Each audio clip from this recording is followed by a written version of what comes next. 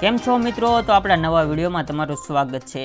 તો આજે આપણે જોવાના છીએ કે રાજ્યમાં કયા કયા વિસ્તારોમાં વાદળછાયું વાતાવરણ જોવા મળી શકે છે, કયા કયા વિસ્તારોમાં આગાહી કરવામાં આવી છે અને કયા કયા વિસ્તારોમાં આજે પવન સાથે વરસાદની ભારે અસર રહેશે।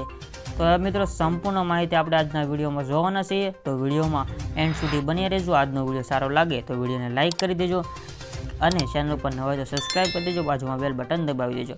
તો આપણે હાલો મિત્રો જલ્દીથી આજનો વિડીયો સ્ટાર્ટ કરી દઈએ અને આપણે બધી માહિતી છે તે પૂરી પાડી દઈએ। તો આજથી મિત્રો આપણે આ સુરત સાઈડના એરિયાથી આપણે દર વખતે શરૂઆત કરીએ છીએ। આજે આપણે દરિયા કિનારાથી એવી વિસ્તારથી શરૂઆત કરવાની છે।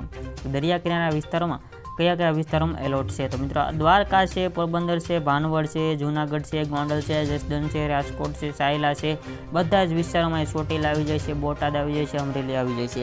બધા જ વિસ્તારોમાં અહીંયા છૂટાછવાયા વરસાદની આગાહી કરવામાં આવી છે। ઝાપટા જેવા પડી શકે છે અને દિવસ દરમિયાન વાદળછાયું વાતાવરણ નોંધવામાં આવે છે। તો હવામાન વિભાગવાળા શું કહે છે આના વિશે? તો ઓગસ્ટથી ફરી ગુજરાતમાં વરસાદની સિસ્ટમ સક્રિય થશે। આજથી 4 ઓગસ્ટના અતિ ભારે વરસાદની આગાહી કરવામાં આવી છે। આજે રાજ્યમાં હવામાન વિભાગ દ્વારા આ આગાહી કરવામાં આવી છે। ઓગસ્ટના પ્રથમ 3 સપ્તાહ દરમિયાન રાજ્યના અનેક વિસ્તારોમાં મધ્યથી ભારે વરસાદ પડી શકે છે। આજથી 5 ઓગસ્ટ વચ્ચે મધ્યપ્રદેશ સહિતના દેશમાં કેટલાક ભાગોમાં અતિ ભારે વરસાદની શક્યતા છે। જ્યારે આજમાં ડાંગ, નવસારી, વલસાડ, તાપી, દમણ, દાદરા નગર હવેલીમાં ભારે વરસાદની આગાહી છે। તો મિત્રો આ જે એરિયો છે સુરત સાઈડનો, એટલે કે આપણા ગુજરાતનો નીચામાં નીચો એરિયો, જાબત સાઈડનો એરિયો, જ્યાં વલસાડ, એમાં દમણ, ગંગા નગર, દાદરા નગર હવેલીનો સમાવેશ થાય છે, જે આપણા ગુજરાતનો નીચેનો એરિયો છે તેમાં અત્યારે અહીંયા વરસાદની આગાહી કરવામાં આવી છે। અને નવસારી, વલસાડ, તાપી એટલે કે આજે આ બધો એરિયો છે આપણા ગુજરાત સાઈડનો દરિયા કિનારાનો એરિયો, તે આ બધા એરિયામાં આપણે વરસાદની આગાહી કરવામાં આવી છે। અને હવે કાલના દિવસનું જોઈએ અને પરમદિનનું જોઈએ તો નર્મદા, ભરૂચ, ડાંગ, નવસારી, વલસાડ, તાપી, દમણ, દાદરાનગર હવેલી ભારેથી ભારે વરસાદની આગાહી કરવામાં આવેલી છે। એમાં અમરેલી, ભાવનગર, ગીર સોમનાથ, દીવમાં પણ ભારે વરસાદની આગાહી કરવામાં આવી છે। એટલે કે તારીખ 3-4માં તો આ સુરતના આ એરિયામાં તો કહેવામાં જ આવી છે આગાહી, પણ આ વેરાવળ સાઈડ આપણે જે એરિયો છે જેમાં ભાવનગર, અહીંયા ગીર સોમનાથ, જે અહીંયા દીવ આવી જાય છે, બધાનો એરિયો અહીંયા સમાવેશ કરવામાં આવ્યો છે, જે 3-4માં આગાહી છે। તો એના વિશે આપણે જાજી વાત કરવાની નથી, આપણે નવો વિડીયો આવી જાય તેમાં જોઈ લઈશું।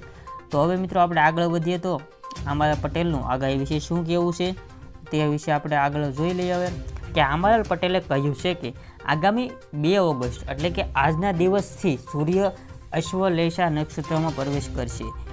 અશ્વલેષા નક્ષત્રમાં સૂર્ય આવશે એટલે વરસાદ યથાવત રહેશે। આંબાલાલ પટેલે કહ્યું છે કે 3 ઓગસ્ટથી 10 ઓગસ્ટ સુધી રાજ્યમાં વરસાદની શક્યતા છે। 6 થી 7 ઓગસ્ટમાં મધ્યપ્રદેશમાં ભારે વરસાદ આવી શકે છે। તો હવે આગળ આપણે જોઈએ કે કયા કયા 4 દિવસમાં કયા કયા વિસ્તારોમાં ચોમાસાનો બીજો રાઉન્ડ શરૂ થશે। તો હવામાનના આગાહી આંબાલાલ પટેલની મોટી આગાહી સામે આવી છે। દક્ષિણ ગુજરાતમાં ભારેથી અતિ વરસાદની આગાહી કરાઈ છે।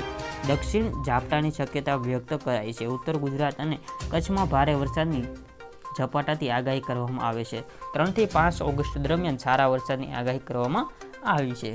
તો કાલથી એટલે 5 ઓગસ્ટ સારા વરસાદની આગાહી કરવામાં આવી છે, જ્યારે રાજ્યમાં વાદળછાયું વાતાવરણ યથાવત રહેશે અને ઝાપટા જેવો વરસાદ તો શરૂઆત જે છે તેવી રીતના શરૂઆત રહેશે।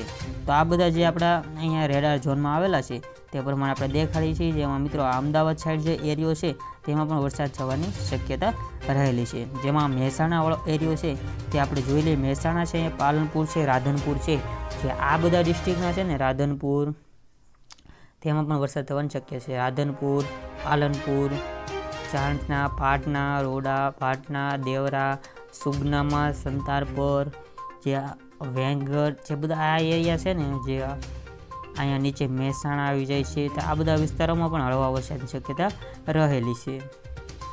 આ બધા વિસ્તારોમાં વરસાદ પડી શકે છે।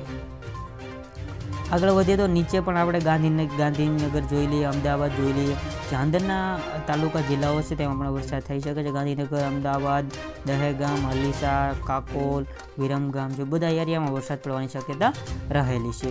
તો આગળ હવે આપણે જોઈ લઈએ, આ સાથે જ ગાંધીનગર, અમદાવાદ, સુરેન્દ્રનગર, મોરબી, રાજકોટ, જામનગર, દેવભૂમિ, દ્વારકા, પોરબંદર, અમરેલી, ભાવનગર, બોટાદ, જૂનાગઢ, ગીર સોમનાથ, છોટા ઉદેપુર, વલસાડ, નર્મદા, સુરત, તાપી. જે મિત્રો આ એરિયો છે બધો તે આપણે હવેનો કવર કરવાનો છે. જે આ એરિયો વરસાદ કરશે. અહીંયા દ્વારકાથી લઈને દ્વારકા આવી જાય છે, જૂનાગઢ આવી જાય છે, ઉના છે, મહુવા, ભાવનગર, અહીંયા વડોદરા, સુરત, તાપી, જે અહીંયા મિત્રો વલસાડ આવી જાય છે. આ બધા એરિયા છે ને તેમાં હવે વરસાદ કવર કરવાનો છે.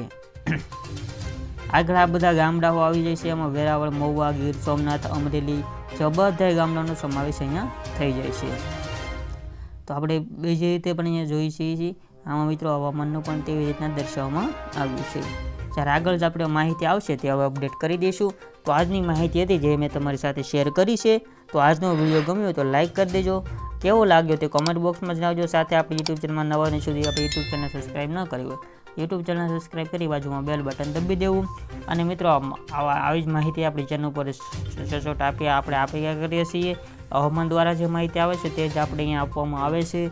તો આવી રીતના આપણી ચેનલ પર વિઝિટ કરતી લેવી. તો ચાલો મિત્રો મળીએ આવા બીજો વિડીયો સાથે. જય હિન્દ, વંદે માતરમ.